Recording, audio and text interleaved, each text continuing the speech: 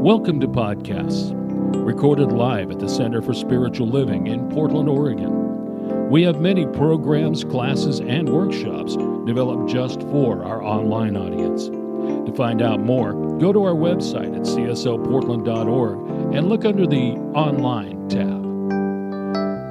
Our mission is to open hearts, ignite minds, and make a difference. If you'd like to support our center and its video podcast, you can donate online at cslportland.org/donate. Allow us to become part of your extended spiritual community. Wherever you are on your spiritual journey, you are most welcome at the Center for Spiritual Living.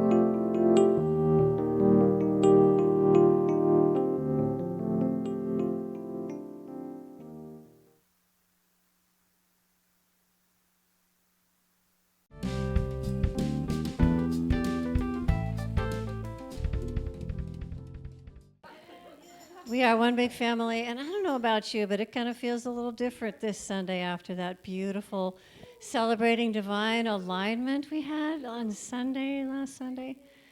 And it was just a very intentionally bonding and lovely experience. And guess what? We like the decorations so much, we're going to keep them. Glad that's okay with everybody.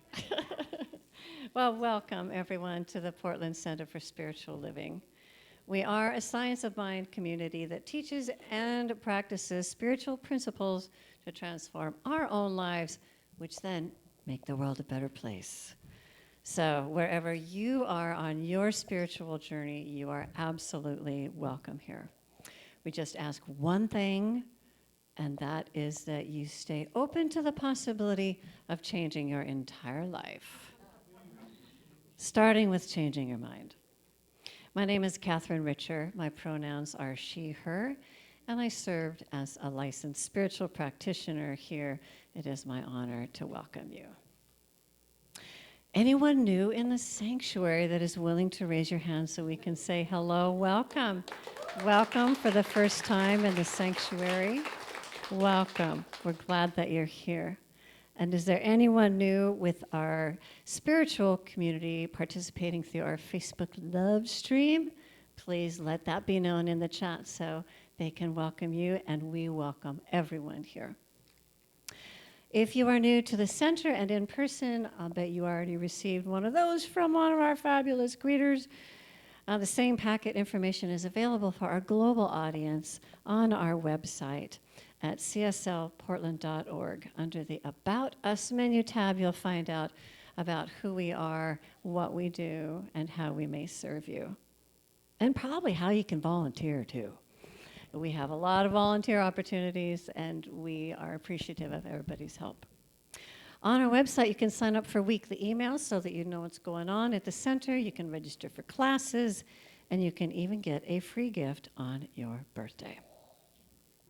This coming Wednesday, we have our weekly 7 p.m. Pacific time meditation, and it is called Living Your Best Life, You in the Reciprocal Universe. This will be facilitated by licensed practitioner Ann Forrest Burns.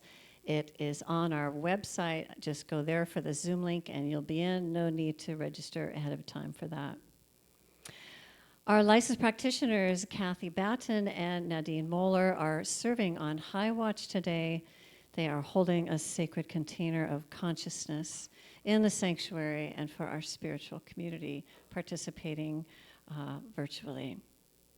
Today's inspirational music is from guest vocalist April Krubel.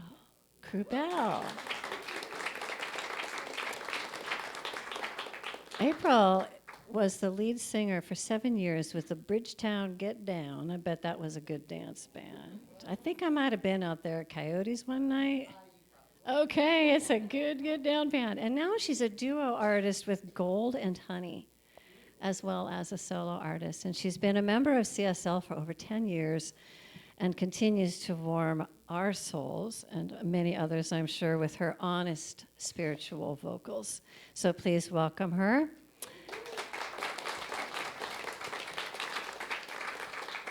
And of course, the backbone of our music industry, the Friends Band. Thank you.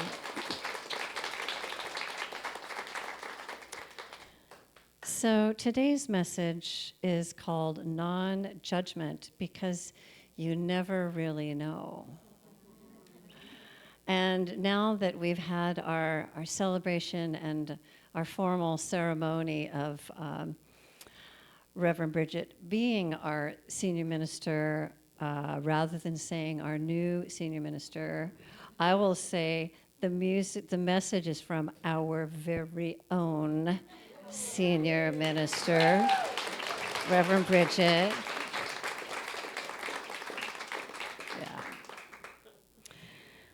Flowers today are courtesy of Marcia Hudson.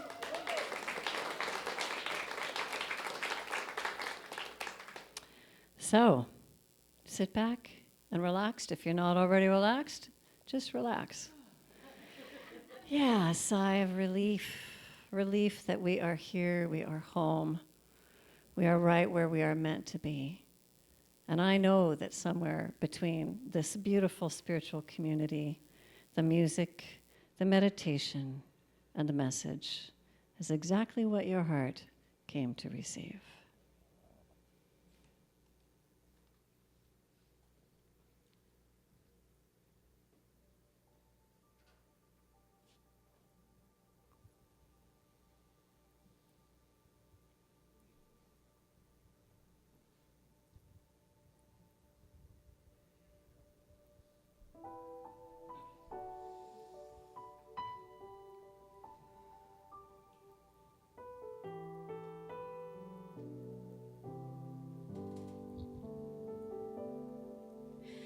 I will leave this world as it is, go inside to find my God.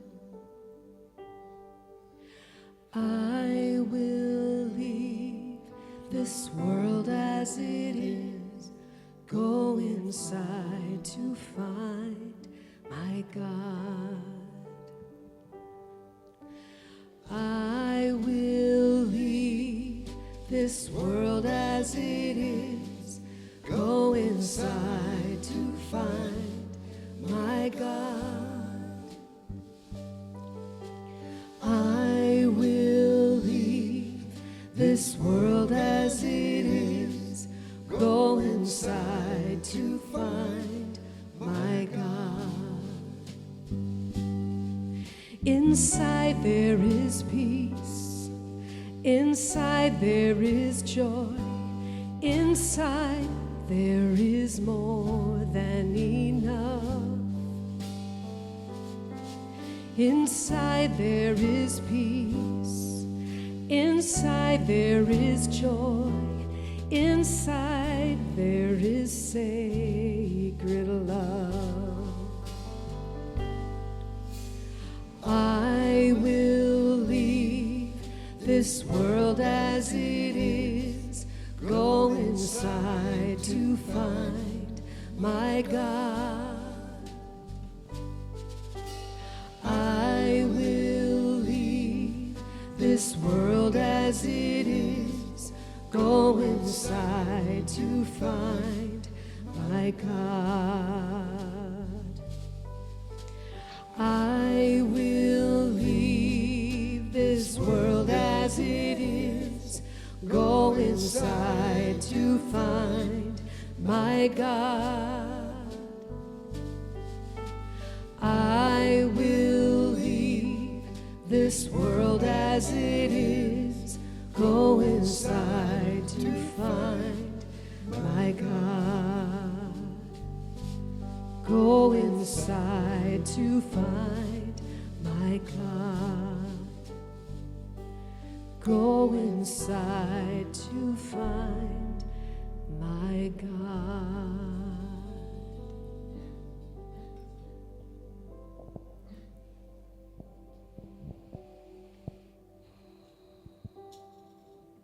There is one and only one power, one presence, one infinite intelligence.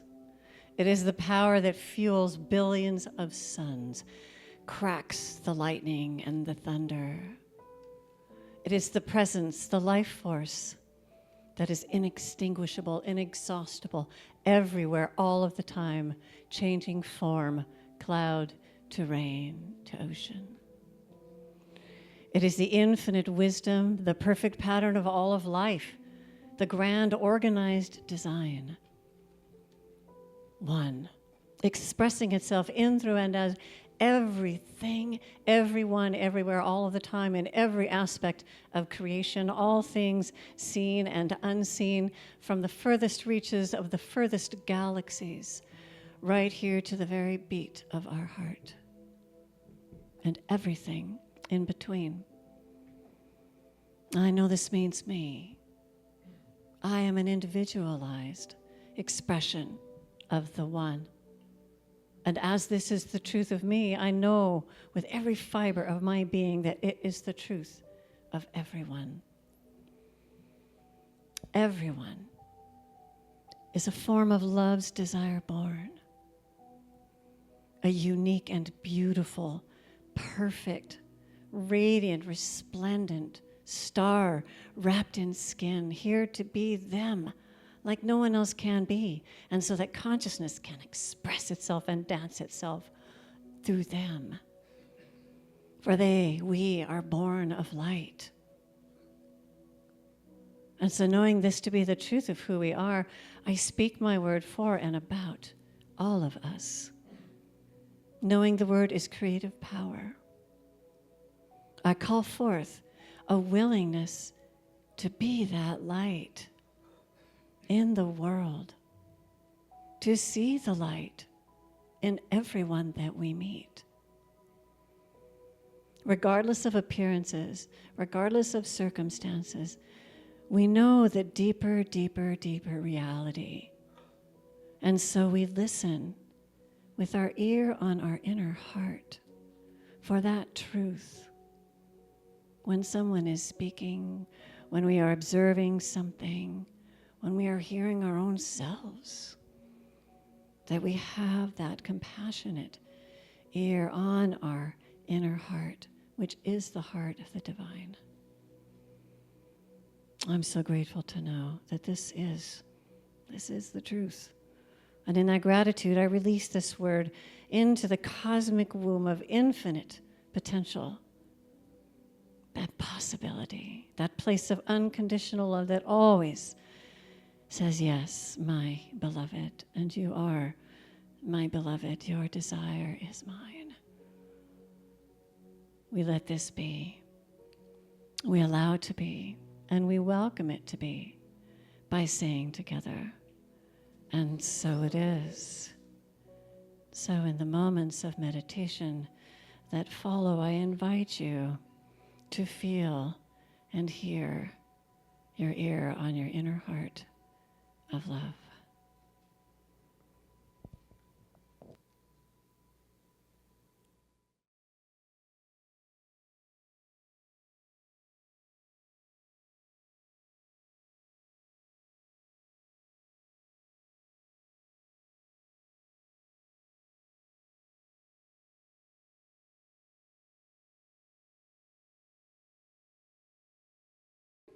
It's Pride Weekend in Portland.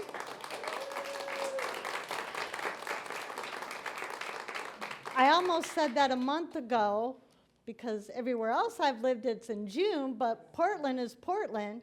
So it's late July, so happy Pride. I hope they didn't get too rained on. And, for those of us who count ourselves amongst the gay, trans, queer community, we know that centers for spiritual living are a very safe space. There's been a lot of anti-gay, anti-trans, anti-queer rhetoric, legislation the last couple years. It's pretty hurtful for many of us, for many of our community members.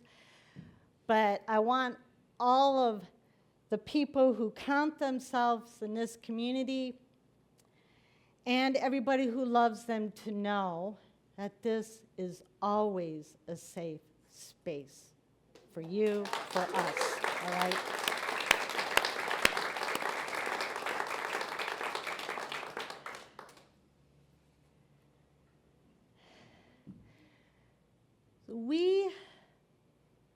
I'm just realizing what I'm about to say here after what I just said.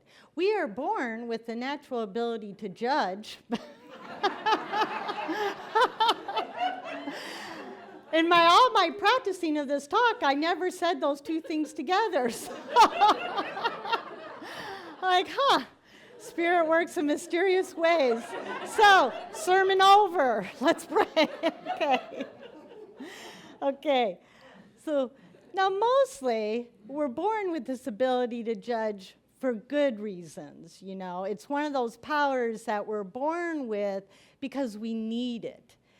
We need this ability to make judgments about things, to navigate our lives, to make good decisions, to know when and where we're safe, to know what's right for our lives. And like many powers, maybe every power we have, there's a really productive way to use it and a not so productive way to use this power.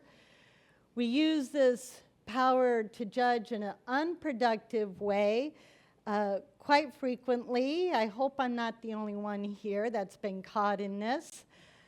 But we can use it in an unproductive way and even a hurtful way when we make assumptions about people based on just a little bit of information, when we pass judgment about the decisions they've made for their lives when we don't even know what options they had available to them, or when we pass moral judgment on somebody, which is what happens to a lot of those in the gay, trans, and queer community. We're really good at this, unfortunately. It can show up in many ways. It can show up when we're in the grocery store and we see a parent being a little harsher with their child, and we make all kinds of judgments about their parenting. And really, maybe that parent just suffered a devastating loss, is having a really hard time. We use this ability to judge in an unproductive way when we might see somebody we know out at a bar at night instead of going home with their family. Make lots of judgments about that. Maybe that person is just trying to drown flashbacks to a childhood trauma that they haven't been able to get help for whatever reason. We use this ability to judge in a hurtful way when we see a young person on the street and we assume that maybe they're a runaway or an addict. Maybe they're gay and their parents kicked them out. So we do this a lot, making judgments when we don't really know the whole story, right? And does anything good come out of this? I mean, do we think we're going to change the other person? I know every time I've tried to judge somebody, that person did not change one iota, right? And and I don't feel good about it because I know it's wrong. I hope some of you are like me where we've judged somebody and then later in the day we're like, what the heck was I doing? I was really hard on that person. And then we judge ourselves for having judged somebody else. And that's a downward spiral that's going nowhere good, right? So we don't change anybody by it. We don't feel good about it. They sure as heck don't feel good about it. And actually, it has some darn right negative consequences. It's harmful to our relationships. It's hard to be in an intimate, vulnerable space with somebody if you think you're going to be judged. It limits the possibilities for ourselves and for others. Ralph Waldo Emerson, I have a really hard time saying R's and W's together, so I'm just going to say Emerson for like the next all my years here, okay? So Emerson wrote that it takes a person of high character to judge someone by their future and not by their past. And what that means is when we judge somebody only by their past mistakes, we're not seeing their potential future. We're not seeing all the beautiful things about that person that they can use to be productive and live a great life and contribute to society if we're only looking at their past mistakes. I'm really glad people don't judge me by my past mistakes, or if they do, they're not sharing it with me, okay? Because we limit possibilities when we do that. It clouds our vision of ourselves and others when we judge. And not only does it do all this, but judgment affects and reflects our consciousness. It affects our consciousness in the sense of, well, there's a story in the Gospel of Matthew where Jesus says, I have to read it. Judge not that you may not be judged, for with the same judgment that you judge, you will be judged. So, what's helpful to remember whenever we hear one of the teachings of Jesus is that he was always teaching about consciousness. Everything that man ever said, we can see through the lens of what is he saying about our consciousness. And in this respect, this lesson from Jesus about don't judge because you're going to be judged the same way, it's about the law of cause and effect. Now, he gave us many lessons about the law of cause and effect. This is just one of them. But it means if we judge others, we're going to be judged. We reap what we sow. And when it comes to judgment, what that means is if our consciousness is filled with negativity and consternation and condemnation of other people, if we have that much negativity in our minds, in our hearts, it's in our consciousness, and there will be a consequence for us. The other person's not going to be affected by this at all. It's much like unforgiveness. You know, unforgiveness is drinking poison and hoping the other person dies. You know, judgment is much the same. My judgment doesn't affect that person, but it sure affects, it hurts them, but it's not going to make them change their ways. And it's going to affect me very negatively, because it's all those negative seeds that I'm planting in my consciousness, right? And all of that has to come back on us. So I got a little dose of this karmic justice, you might call it, several years ago when I was still working as an attorney, and I was at a hearing one morning, and the other attorney did not show up. And I'm like, what the heck? Like, how do you not show up for a court hearing? I felt really bad for her client, but I'm like, man, this is like the worst thing, right? And I was really full of judgment against that attorney. And we went on and rescheduled the hearing, and it all worked out later. But sure enough, about 6-7 months later, there's a judge in the room, and I'm really glad I'm not in her courtroom. And she didn't know this when I was an attorney. But 6-7 months later, I missed a telephone hearing. It was in my written calendar. It was in my electronic calendar. I got the reminder from our tickler system that morning when I showed up at the office. I had everything ready. And the worst thing about it is the judge gave us a hearing at lunchtime so we could get it done in a timely manner because he wanted this client of mine to be able to move on with his life. So I had everything ready. I'm ready to go. I get busy with other things. 11:45, the hearing was at noon. At 11:45, my colleagues in the building are, hey, 12 o'clock, lunch in the conference room. I grab my lunch. I go to the conference room. I have a great lunch with my colleagues. I get back to my office at 1:15, and my message light is on. In that instant, I remembered, oh man, I forgot that hearing. I am in big trouble. Big trouble. Like, I can't believe I did that. So after apologizing profusely to my client and not charging him for any of it, and begging the judge's forgiveness, it all worked out. My client got what he needed, but man, did I have to swallow crow, right? I had just so you know, 18 years as an attorney, the only hearing I ever missed, okay? Thank goodness. Because man, you do that once, you do not do it again.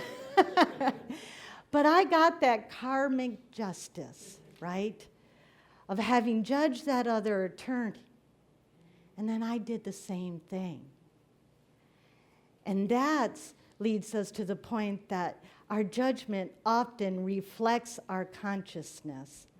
So it affects our consciousness in the sense that we pay the price for it, but it reflects our consciousness. Because very often we tend to judge people for those traits or characteristics that we're afraid might live in us. Right? So I know that this is true for me. Every time I've put the time in the prayer and the contemplation into reflecting on my own judgments and actually having a conversation with it, like, where does this come from? What am I afraid of? What's really going on here? Why is it always that particular thing about people that sets me off? Every time I do this, it brings me back to something that I'm afraid of in me, that I think that potential lives in me. So we can use these judgments as a way of self-reflection. You know, Wayne Dyer said that judging someone does not tell us anything about that person, but it tells us a lot about ourselves. And I think he's right. He's right. And when we can do this, when we can realize and be aware that our judgments are really coming from our consciousness, and that maybe it's pointing out something we need to work on, then we can have more self-compassion, more self-forgiveness, more self-understanding. And then, when we do that, we can be part of the solution in our world and choose compassion over judgment in the first place, right? You know, the Buddha and Buddhism has a lot to teach us about non-judgment, acceptance, and compassion. One of the Buddha's great enlightenments or insights was that suffering comes from attachment. And if we look closely at our judgments, they come from those things that we're attached to. You know, we have this strict idea of what's right and wrong, of how people should behave, of how we should behave, how things are supposed to go, and how society is supposed to run. And we're very attached to those ideas. And when it doesn't go that way, we move into judgment. But if we can remember that none of us is perfect in that sense, all of us have made mistakes. I had a hearing I didn't show up to. All of us have made mistakes. If we can remember that, we can have a little more compassion and understanding, and we can move to a place of non-judgment and just accepting people the way they are.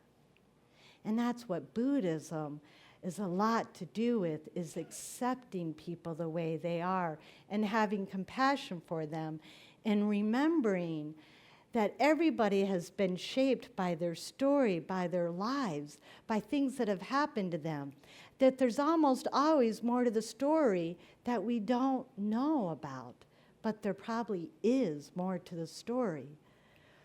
Ram Dass encourages us to look at people like we look at trees. He put it this way: when you go out into the woods and you look at trees, you see all these different trees. And some of them are bent, and some of them are straight, and some of them are evergreens, and some of them are whatever. And you look at the tree and you allow it. You see why it is the way it is. You sort of understand that it didn't get enough light, so it twisted this way. And you don't get all emotional about it. You just allow it. You appreciate the tree. The minute you get near humans, you lose all that. And you are constantly saying, you are to this and I am to that. That judgment mind comes in. And so I practice turning people into trees, which means appreciating them just the way they are. And unlike trees, we can't always tell in our brief interactions with people what fires or winds or floods or droughts they have suffered that made them the bent and twisted tree that we see before us, right? But there probably is more to the story, right? And if you want a teacher on how to practice this non-judgment and acceptance, look to very young children. Very young children are the most non-judgmental, accepting people walking the face of this earth. It's incredible because we don't come into the world with judgment. We don't come into the world with non-acceptance because we come from the divine, and the divine is not judging us. Be clear on that. None of this that I'm talking about today has to do with the judging God that's going to send us to a place that doesn't exist. So, except in our minds and in our hearts. And children know this. I mean, it's amazing how accepting they are. So children can be our great teachers in this. So the next time we find ourselves wanting to judge somebody or ourselves, just remember the children. I wish I had remembered the children in my life when I judged that attorney. Because it turns out, of course, there was more to her story. Sometime later, I learned that this attorney had recently received a very difficult health diagnosis. She was experiencing a lot of pain on a daily basis. They hadn't figured out her treatment plan yet, so she had a really hard time getting out of bed that morning because of her pain, and she missed that hearing. And when I learned that, I was like, oh my God, of course there is more to the story. I didn't have more to my story. I just went to lunch with my friends, but it was probably my own consciousness and my paranoia about someday missing a hearing. But this attorney had more to her story. And knowing that, I immediately switched from judgment to compassion for her. And so the next time, and I got to tell you, compassion feels a lot better than judgment, okay? I actually had that same attorney as an opposing counsel on a later case. And man, I'm so glad I learned her story before I did, because believe me, our working relationship on that later case was a lot better because I understood. And we can do this if we remember to be like the children and just accept people. So I want to encourage all of us the next time we're feeling like we're ready to judge somebody or judge ourselves to remember that there's always more to the story. And compassion feels a lot better than judgment.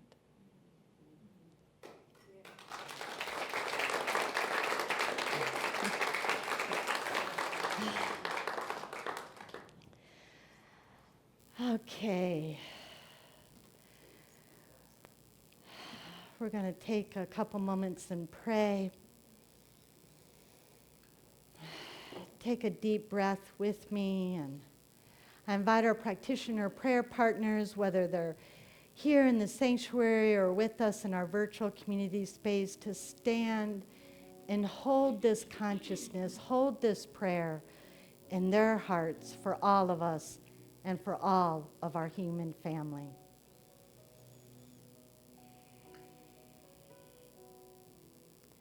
Yes, there is only one. There is only one thing going on in the universe, and that is that great, great love expressing itself in, through, and as all of creation. No exceptions. No exceptions. There have never been exceptions. There are no exceptions now, and there will never be any exception. This one love is our very life. It is our breath. It is the ground of our being. And that is true for me, and it is true for every single human being.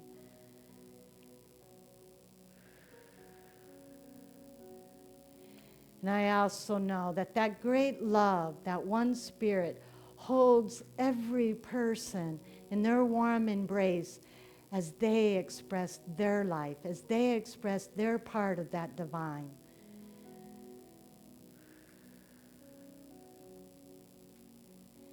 And I know that because we come from that divine love, we are all capable of, quite capable of remembering that divine life about every other person we encounter. That every person we encounter and we ourselves are always doing the best we can in every moment. And yes, we make mistakes. And we are still that perfect divine love walking the earth. Here to share our life with each other, to love each other, to show compassion for each other, to accept each other, to not limit the possibility of anybody based on the little bit of information we have. This we can do, and we do. We do it. We are it. We claim it. I claim it for us. And the world is a better place. And I'm grateful for this truth. I'm grateful that we are born accepting, because being born that way, it is the ground of our being. It is our natural way. And that feels really good. So accepting and proclaiming this truth and knowing it is truth, I simply release these words into that same love that says, yes, my child, it is true and it is done. It is done because I made you that way. And the world is a better place for it. And so it is.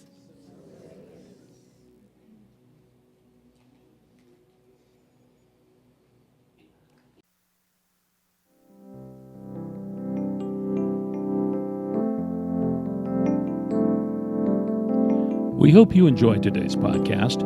If you happen to be in the Portland, Oregon area, we'd love to have you visit in person. The Portland Center for Spiritual Living is located at 6211 Northeast Martin Luther King Jr. Boulevard. Our inspirational service is at 11 a.m. every Sunday. We also have many programs, classes, and workshops developed just for our online audience. To find out more, go to our website at cslportland.org and look under the Online tab. We have a variety of content dedicated specifically for our podcast listeners. Our mission is to open hearts, ignite minds, and make a difference.